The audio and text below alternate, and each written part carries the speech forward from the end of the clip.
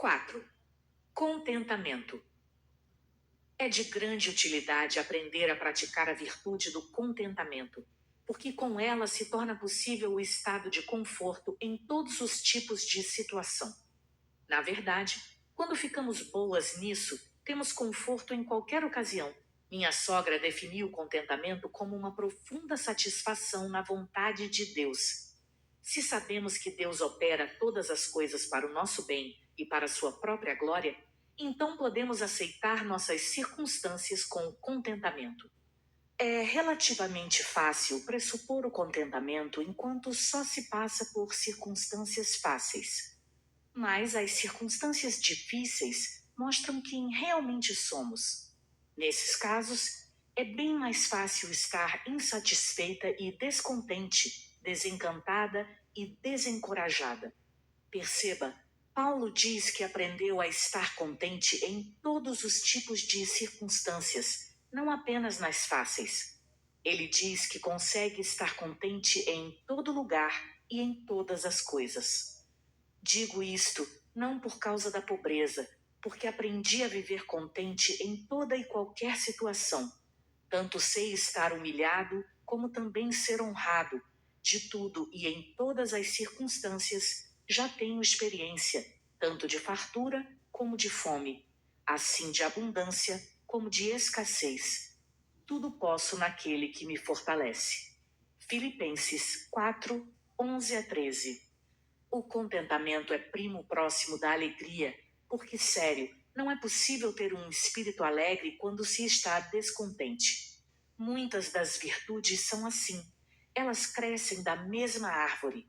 Portanto, se você está crescendo na virtude em alguma área da sua vida, espere crescer em mais outras. Crescer em alegria é também crescer em contentamento. A fonte do contentamento. Perceba que a passagem em Filipenses acima inclui o famoso versículo "Tudo posso naquele que me fortalece". Vemos esse versículo sendo citado em muitos contextos, mas raramente o vemos conectado aos versículos anteriores. O tudo refere-se a ser contente em todas as circunstâncias. Em outras palavras, o contentamento vem por meio da força de Cristo e não pela nossa própria capacidade. Jesus nos dá a si mesmo livremente e nos capacita a coisas além da nossa própria força. Aprendemos a nos contentar. Se o apóstolo Paulo teve de aprender essa virtude, então não esperemos tê-la de forma natural. É algo que precisamos aprender também. E olhando para a vida de Paulo, ele teve muitas oportunidades. Veja 2 Coríntios 11, 23-27. São ministros de Cristo? Falo como fora de mim. Eu ainda mais. Em trabalhos, muito mais em prisões, em açoites sem medida, em perigos de morte, muitas vezes. 5 vezes recebi dos judeus uma quarentena de açoites menos um. Fui 3 vezes fustigado com varas, uma vez apedrejado, em naufrágio 3 vezes.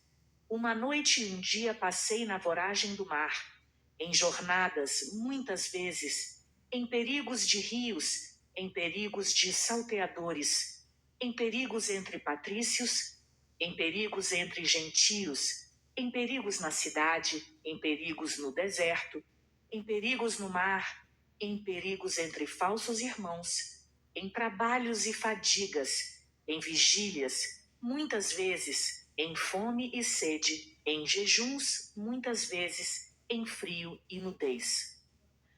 Contentamento em circunstâncias difíceis. Paulo passou por muitas circunstâncias desafiadoras. Ele foi açoitado muitas vezes, esteve na prisão muitas vezes, quase morreu várias vezes. 5 vezes os judeus o feriram com 39 açoites. Apanhou com varas em 3 ocasiões. Foi apedrejado uma vez. Sofreu naufrágio 3 vezes e passou um dia e uma noite no mar. Passou por perigo constante. Esteve debaixo do perigo de falsos irmãos. Sofreu cansaço, dor e insônia. Passou fome e sede. Não teve o que comer nem o que beber. Passou frio e nudez frequentes. Acredito que seja o suficiente para qualificar Paulo a falar sobre contentamento. Mas lembre, ele só encontrou contentamento por meio da força de Cristo, e não na própria habilidade. Aprisionado após os açoites, Atos 16 e 25, ele e Silas oravam e cantavam louvores a Deus. Foi quando Deus enviou um terremoto e abriu as portas da prisão. O foco do contentamento é Cristo. O foco do descontentamento é o problema. Paulo e Silas estavam focados em Deus mesmo em meio às dificuldades. Isso é o que queremos aprender a fazer. 2 fontes de descontentamento. Os sinais do descontentamento são murmuração, inveja, ira e reclamação, para nomear alguns. O descontentamento é um desejo incansável por algo além ou aquela coisa a mais. Ele está de mãos dadas com a inveja. A mulher que só tem olhos para a bênção dos outros não enxerga as próprias bênçãos e assim passa a desejar o que não é seu. Separemos quais são as 2 áreas básicas da vida nas quais somos tentadas ao descontentamento. 1. As coisas que temos. Seja a vossa vida sem avareza. Contentai-vos com as coisas que tendes, porque ele tem dito: de maneira alguma te deixarei, nunca jamais te abandonarei.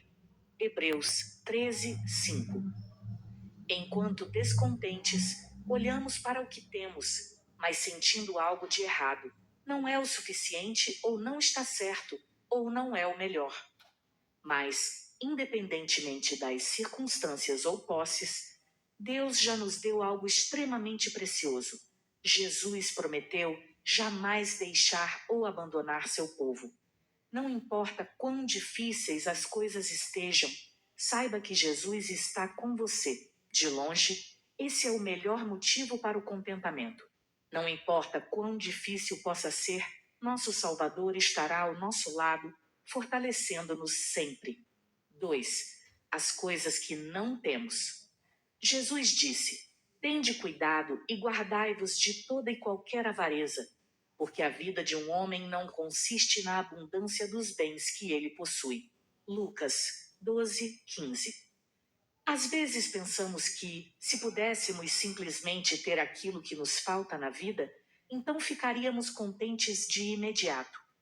Mas a triste realidade é que, não importa o quanto conseguimos pensar sempre em mais, em querer mais alguma coisa. Por exemplo, uma mulher solteira descontente levará seu descontentamento para o casamento. A mudança das circunstâncias não trará contentamento a uma alma descontente. E assim, é necessário descobrir como ser uma mulher contente. Alguns passos para aprender contentamento. 1. Estime a Deus por suas bênçãos e promessas.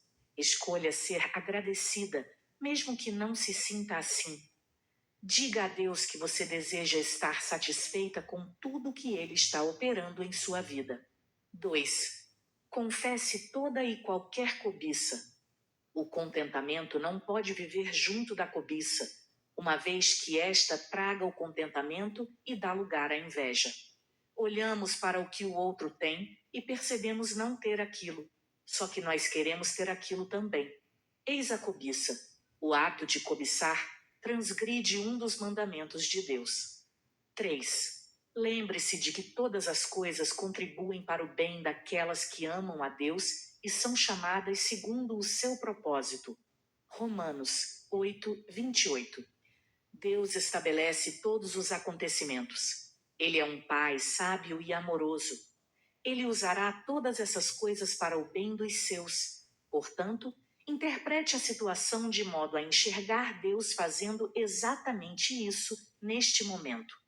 4. Questione-se: o que me cabe fazer nessa circunstância? Deus quer que você choramingue e sinta dó de si mesma? Seus pensamentos devem estar em como glorificar a Deus e como extrair proveito da dificuldade em questão. O que posso aprender com isso? Como posso servir bem enquanto passo por esse momento difícil? Como agradar a Deus nessa situação? Isso ajuda a enxergar a dificuldade não como Deus fazendo algo contra nós, mas, pelo contrário, como fazendo por nós. 5. Qual o oposto do contentamento? Murmurar e reclamar. Preste atenção em seus pensamentos e palavras. Parecem contentes? Em muitos casos, o descontentamento é pior do que a circunstância em si. Se contentes, adoçamos até mesmo a pior das situações, mas o descontentamento amarga tudo.